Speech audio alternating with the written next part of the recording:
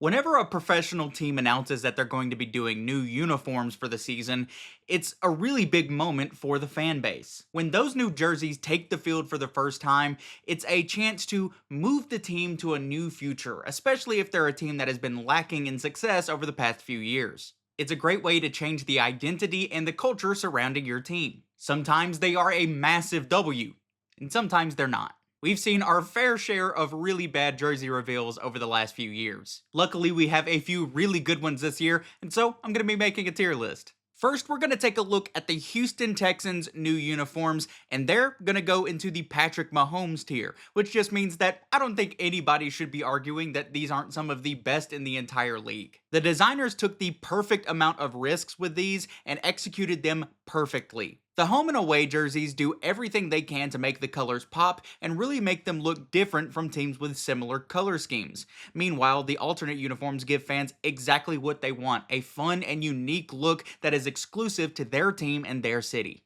The red alternates look so clean with that deep red color and the metallic helmet with the horns, and the H-Town uniform is the only one that's debatable in my opinion, but as something that you only wear once or twice a year, I think it is such a nice change of pace from the normal looks of teams. Then we have the Detroit Lions, and I have always been a big fan of the Lions color scheme, but the design of the uniform has always been a really big miss. This is not a miss. That's why they're going in the Justin Herbert tier, which means it may not be the best in the NFL, but it's a clear upgrade from the other tiers. With the silver and Honolulu blue, I think keeping it simple is the best thing they could have done, and the blue face mask makes everything pop. Then bringing back the black alternates on top of that, you cannot go wrong with a black uniform, and pairing it with that deep, vibrant blue is just elite combination. Up next, we have the New York Jets, and I think comparing this version of their uniform with their old one might be one of the biggest glow-ups in NFL history, and I'm not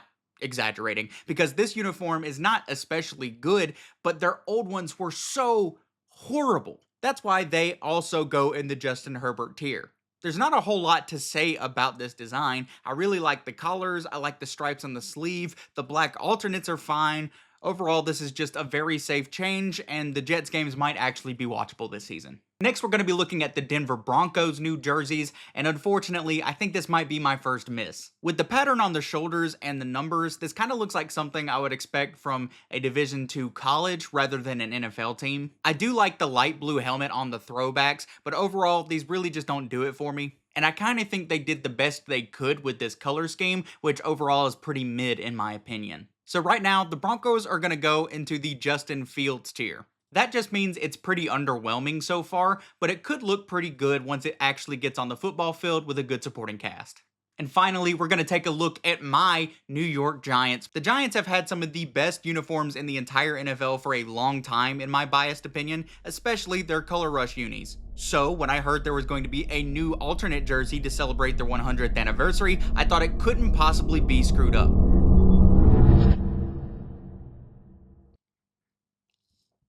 I was wrong. This is one of the most gross uniforms I have ever seen. Looking at just the jersey, I can see the vision. I can see the potential.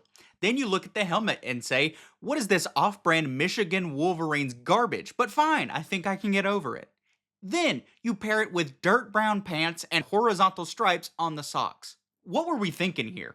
If my high school football team had wore this jersey, I would have bullied them. If they had stayed with the normal color scheme, I could maybe get behind it, but the poop-stained brown pants just ruin it for me. That's why they're skipping the Andy Dalton tier and going straight down to the Nathan Peterman tier. This tier is for uniforms that were really hyped up by the team and fans for some reason, but turned out to be awful as soon as they touched the light of day. And that's going to be it for me today, guys. I'm sure you probably have some differing opinions on these uniforms, so let me know in the comment section down below. Be sure to like, comment, subscribe, and all that fun YouTube stuff. As always, your support is greatly appreciated, and of course, I will see you in the next one.